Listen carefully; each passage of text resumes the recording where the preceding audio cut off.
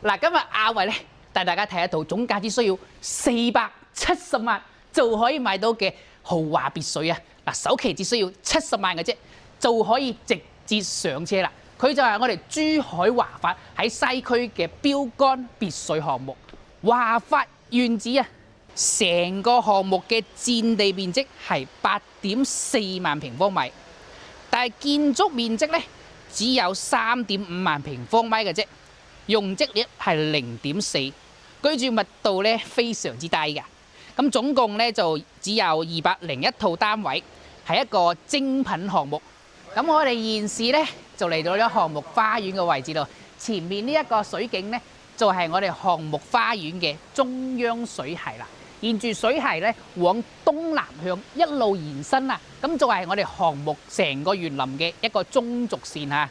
咁我哋201套嘅別墅單位咧，就沿住中軸線往兩邊就線形咁散佈開嚟嘅。成個花園係做得非常之靚嘅，一步一景，整體園林嘅造價非常之高㗎。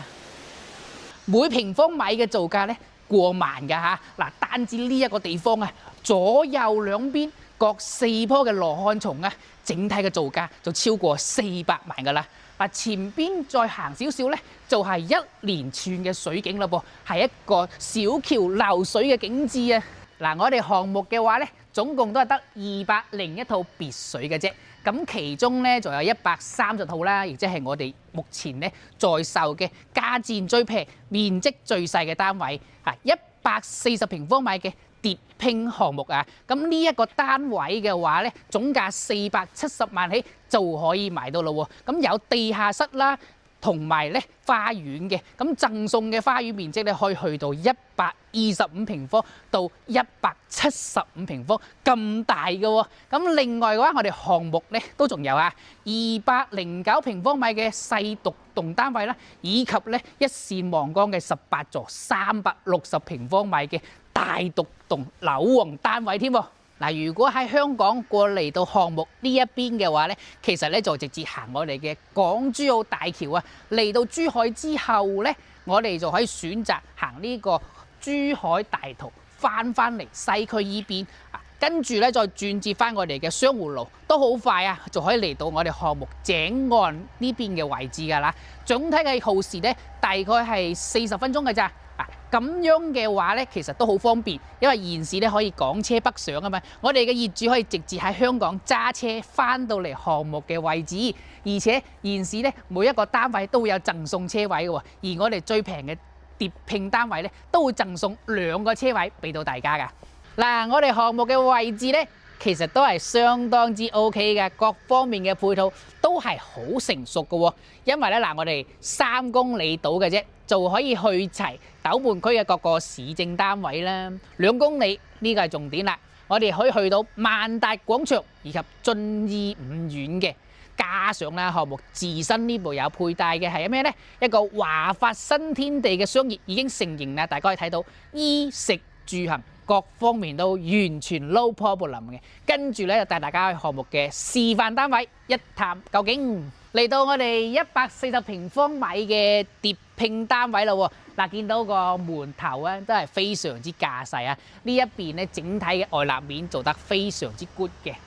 我哋睇睇比較難得嘅一點係咩呢？佢一個咧係做咗雙開門嘅設計，非常之氣派嘅大門啦。咁同埋咧，佢呢個圍牆咧係特別高大啲嘅喎。喺私密性同埋隱私度方面咧，亦都係我見過喺珠海範圍內最高嘅一個別墅項目嚟嘅。入門嘅花園面積都相當之大嚇，而且呢度有一個下沉式嘅設計啦，咁保證到下邊負1樓嘅採光嘅同時咧，亦都會俾我哋充足嘅戶外嘅休閒空間。呢一點咧，我都係比較中意嘅。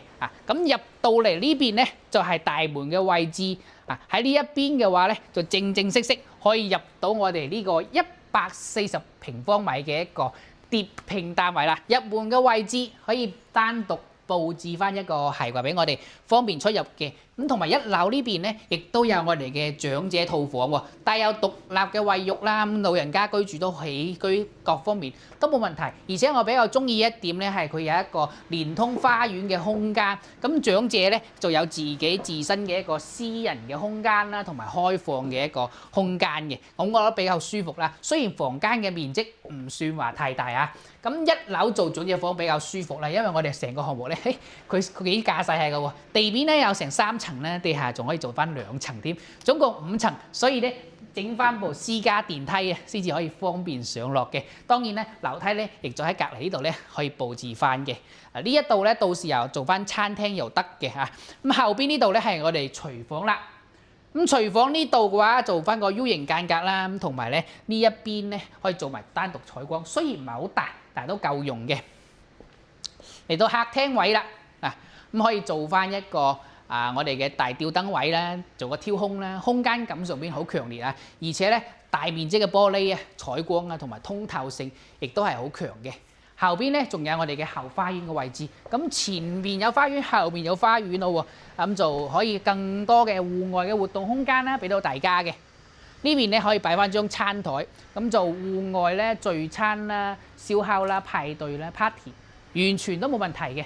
大家睇睇地面咧係有3層嘅一個建築嚇，咁外立面就比較多嘅玻璃啦，同埋石板啦，以及金屬嘅元素啊。咁你即使係用比較長嘅時間咧，都唔會顯舊啊！呢一個咧係比較好，同埋一個比較現代以及中式嘅設計啊，設計元素都係比較靚嘅呢個華發原子嘅項目。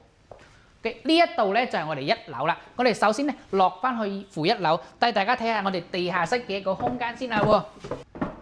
落翻嚟我哋地下呢度啦，咁呢度咧就負1、負2係有2層，點解咧？因為我哋有5.8米嘅一個挑高噃，咁大嘅一個挑高咧就可以自然咁做翻一個夾層，咁喺夾層呢一度咧佢就空間都好大嚇，大有可為嘅。呢度可以單獨咁做翻一個儲物間俾我哋放翻啲雜物啊，其他嘢都可以嘅。跟住嘅話咧，有朋友過嚟咯喎，玩一玩啊，咁就有地方整翻一個套房俾大家一齊去休息一下都可以嘅。有呢一度嘅空間其實都幾大下噶。嗱，跟住咧放衣櫃啦，都好夠，而且佢仲可以連通我哋呢個下沉式嘅花園嘅。嗱，呢個空間好爽啊！咁採光好足夠嘅。當然啦，廣東嘅天氣咧落雨比較多，到時咧封翻玻璃啊，咁做翻個頂咧，亦都係可以嘅。同樣保持光線充足嘅同時啦，亦都可以風雨無阻咁喺度玩耍嘅。呢度隔離咧就係一個茶室添。OK， 咁呢個咧整體嚟講係夾層嘅位置，空間都利用得比較好。跟住咧，我哋可以落翻去我哋正經嘅負1嘅單位最下邊嗰1層嘅單位。落到呢度，大家感受一下，佢個空間係最大嘅，因為最下邊嗰1層咧，完完全全利用晒我哋最大嘅空間，咁所以咧亦都係整個建築嚟講最大嘅 size 嘅1層。呢度咧就可以多一個雜物間啦。後邊呢一個位置咧就係我哋單獨嘅一個傭人房咁就可以有做一個獨立嘅衛浴以及休息嘅空間。呢一邊一整排咧可以做翻一個操作間添嘅咁就覺得其實雖然呢個別墅望落去個建築面積唔係好大，但係用起身個空間係好足夠喎。而且我啱先一開始有講到咁我哋呢個下列院咧會贈送我哋一個2個車位嘅車庫。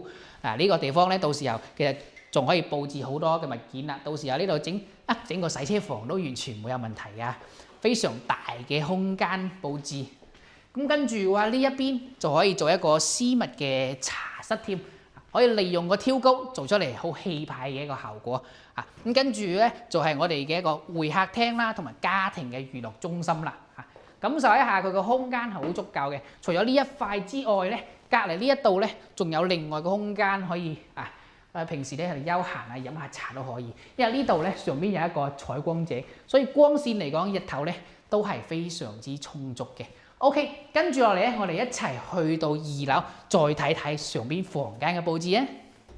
嚟到2樓呢邊咧，其實佢嘅房間嘅數量咧會比預計嘅少少少，因為咧我哋做咗呢一個挑空咁如果話你想要多少少面積嘅話咧，其實你考慮下將呢一個挑空封咗佢都冇問題嘅，因為1樓嘅話佢嘅高度層高已經去到3.5米㗎啦，2樓咧都有3.2米以上嘅即使封上做多個房間，多更多嘅空間都唔會話太壓抑啊。呢一邊咧咁做翻個書房咁做就得㗎啦，都有大面積嘅採光嘅喎呢邊嚇。咁另外一邊咧就係一個單獨嘅套房，咁可以攞嚟做我哋咩咧 BB 房，亦都係可以嘅。有套廁嘅衛浴啦，出邊咧係房間呢度嘅，佈置咗一張係米半床啊。大家見得到咧，做房間嘅空間咧都係算夠用啦，算夠用。OK， 跟住咧我哋可以去翻到3樓嗰邊睇一睇，上邊我哋成層咧都係做咗呢個主人嘅一個休息空間嘅。上到嚟3樓啦噃，嗱呢度成層啊都係我哋主人嘅一個單獨嘅私密空間。首先咧係2排嘅一個衣櫃組成我哋嘅衣帽間啦。咁後邊呢度咧就有我哋嘅浴缸啦，同埋單獨嘅企缸位。呢一度咧就係我哋嘅一個淋浴嘅空間啊。咁洗手台喺呢一邊咧，後邊呢度咧咁就做咗個主人房嘅休息區啦。兩面咧都會有呢個採光，南北通透嘅一個效果。King size 嘅床鋪啦，亦都係冇問題嘅。最關鍵咧，我哋仲有一個私家嘅露台仔嚇。其實話個露台仔啊，空間其實一啲都唔細啊。呢度 sofa 咁就可以做好多嘢，自由去想像。咁就係我哋嘅私密嘅一個露台嘅位置。而公共嘅天台喺邊度咧？喺我哋更上一層樓，仲有一個天台俾我哋去獨自享受。最終咧，我哋都上到咗最頂嘅呢個天台嘅位置。嗱，咁就見到呢度咧擺咗好多綠植嚇。其實咧唔擺呢個綠植咧，佢個闊度都可以啊。咁就超過咁大致上有3米嘅一個空間啊。咁呢一塊天台咧就可以睇星星啦，望月亮啦，跟住咧一齊飲下茶，嘆下呢個生活。因為喺珠海斗門區呢度咧係一個比較靚嘅地方啦，因為我哋井岸屬於係比較核心嘅位置啦。我哋斗門嘅老城區呢度咧，算係我哋珠海斗門嘅一個富人區嚟㗎啦。咁就靠住我哋黃洋河邊咧，可以擁有一個咁靚嘅雙拼跌水單位。關鍵都係價錢夠平啊，總價咧470萬，首期俾70萬，直接就可以上車㗎啦。有興趣嘅朋友記得撥打上邊嘅電話號碼聯絡翻我。我係一位，我哋下期再見啦，拜拜。